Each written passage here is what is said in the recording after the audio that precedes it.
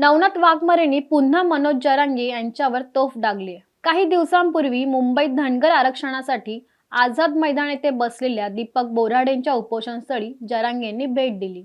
यानंतर वाघमारेंनी जरांगेवर निशाणा साधला आहे। जरांगेंच्या मातोरी गावात मेंढपाळावर हल्ला झाला त्यावेळी हे जरांगे कुठे होते असा सवाल ओबीसी आंदोलक नवनाथ वाघमारे यांनी केलाय।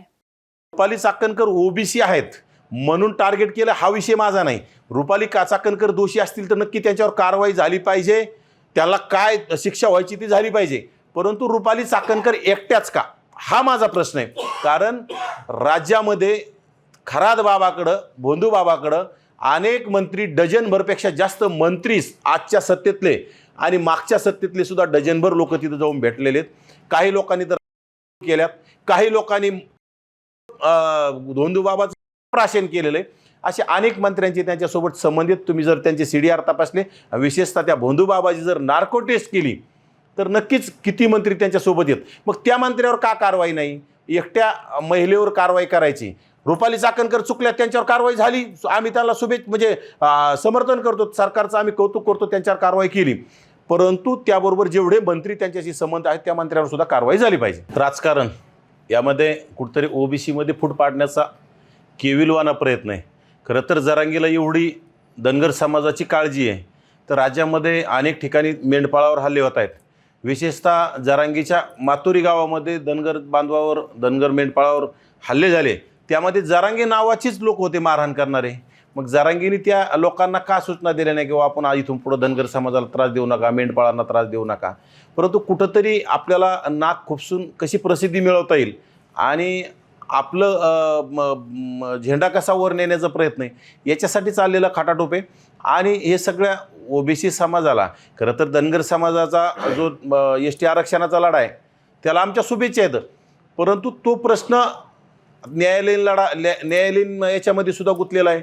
आता राज्य सरकार सगळ्यांना झुलो ठेवण्याचं काम करतं आहे, आंदोलन करायला लावतं आहे, परंतु आता ते आरक्षण मिळेल तो नंतरचा भाग आहे, नाही मिळेल, परंतु आज धनगर समाज ओबीसी म्हणून आहे आणि ओबीसीमध्ये त्यांना आज त्यांच्या स्थानिक स्वराज्य संस्थेतल्या जागा कोणी खाल्ल्या? मग त्यावेळी जरांगे का बोलत नाही? त्यावेळी मग का सांगितलं नाही जरांगेने किंवा धनगर आमचा लहान भाऊ आहे, मग लहान भावाला स्थानिक स्वराज्य संस्थेमध्ये जाऊ द्या, आमच्या बोगस कुणबी नोंदीमार्फत प्रमाणपत्र काढलेल्या लोकांना थांबवा आणि धनगरांना तिथं जाऊ द्या। म्हणजे उगं फक्त कोरडा पुळका दाखवायचा, आपली पोळी भाजण्याची आणि समाजामध्ये कुठतरी दुफळी निर्माण करून गटतट करण्याचा प्रयत्न आहे, बाकी काही नाही। ज्येष्ठ नेते छगनरावजी भुजबळ साहेब असतील, नामदार पंकजाताई असतील, आता ओबीसीचे ते दोघंच नाहीत, त्यामध्ये ओबीसी उपसमितीचे अध्यक्ष चंद्रशेखर बावनकुळे आहेत, त्यामध्ये दत्तामामा बारणे सुद्धा मंत्री आहेत, संजय राठोड मंत्री आहेत, इंद्रनील नाईक सुद्धा मंत्री आहेत। ओबीसीमधले म्हणजे डझनभर मंत्री असतील, परंतु भुजबळ साहेबांनी आणि पंकजाताईंनीच बोलावं असं कुठलाही विषय नसतो। प्रत्येक मंत्र्याने आपण ज्या जातीत जन्म घेतला आहे, त्या ज्या समूहामध्ये आपण जन्म घेतला त्यासाठी बोललं पाहिजे। ज्याप्रमाणे राधाकृष्ण विखे पाटील मराठा उपसमितीचे अध्यक्ष आहेत, ते तळमळीनं जसं मराठा समाजासाठी तळमळीनं काम करताय, आता जरांगे त्यांच्यावर खोटेनाटी विनाकारण लोकांना फसवण्यासाठी आरोप करत असेल, परंतु त्यांच्या माध्यमातून जे कुणबी प्रमाणपत्र वाटप सुरू आहेत, त्यांच्या त्या बैठका सुरू आहेत, परंतु आमच्या ओबीसी उपसमितीचे अध्यक्ष आम्हाला तोंड दाखवायला तयार नाहीत। एकतर आम्ही भेट घ्यायची म्हणलं तरी ते आम्हाला भेटणार नाहीत, कारण की त्यांना वाटतं की हे तेच प्रश्न मांडणार आहेत, कारण की हे कुठतरी ओबीसीचे काही मंत्री आहेत। आता भुजबळ साहेबांची तब्येतीचा प्रॉब्लेम आहे, त्यांना किती दिवस बोलायला होता, पण दुसऱ्याने कोणीतरी बोललं पाहिजे ना।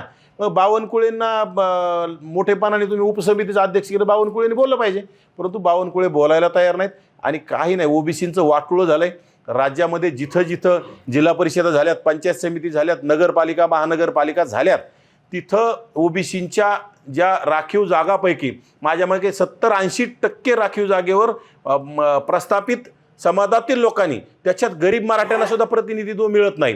जे धनदांडगी आहेत, पूर्वीपासूनच करोडो रुपये खर्च करणारे, अशा लोकांनी तिथं घुसखोरी केली आणि येणाऱ्या काळात आता ते ओबीसीचं आरक्षण संपलेलं आहे आणि ओबीसींना आता कुठेही संधी मिळणार नाही। गावगाड्यामध्ये मायक्रो ओबीसी मधला कुंभार, सुतार, सोनार, लोहार जे छोट्या छोट्या जातीतले ग्रामपंचायत सदस्य होत होते, हे सदस्य सुद्धा होणार नाही, अशी तयारी राज्य सरकारनं ओबीसी आमचा DNA म्हणून फसवण्याचं काम केलेलं आहे। जेव्हा 9G काही घटना आली तर हे बाहेर येतात, पण ह्या मॅटरमध्ये ते काहीच बोलले संग्राम जगताप राणे बोललेले मी नाही बघितले, परंतु पडळकर बोललेले पाहिले मी, किंवा पुरोगामी म्हणून घेणारे नेते जर तिथं जाऊन करून घेत असतील त्या भोंदूबाबाकडून, तर बघा म्हटले, म्हणजे गोपीचंद पडळकर त्यामध्ये बोललेले आहेत आणि भोंदूबाबावर कारवाई झाली पाहिजे.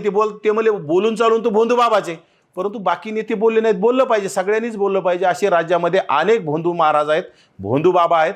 त्यांच्या माध्यमातून गोरगरिबांना लुबाडण्याचं काम होतं आहे, महिलांचं शोषण होतं आहे, अनेक लोकांचं शोषण करण्याचं काम भोंदू महाराजांच्या माध्यमातून होतं आहे. त्याची सगळी सखोल चौकशी झाली पाहिजे, त्याच्यावर कारवाया झाल्या पाहिजे. छगन भुजबळांचा विषय असा आहे की छगन भुजबळांचं हार्टचं ऑपरेशन झालं आहे. ते ज्येष्ठ नेते, ते आजपर्यंत आयुष्यभर ओबीसीसाठीच बोलत आलेत आणि ते बोलतील बी, परंतु त्यांच्या आपण तब्येतीचा विचार केला पाहिजे. बाकी मंत्र्यांनी बोललं पाहिजे ना.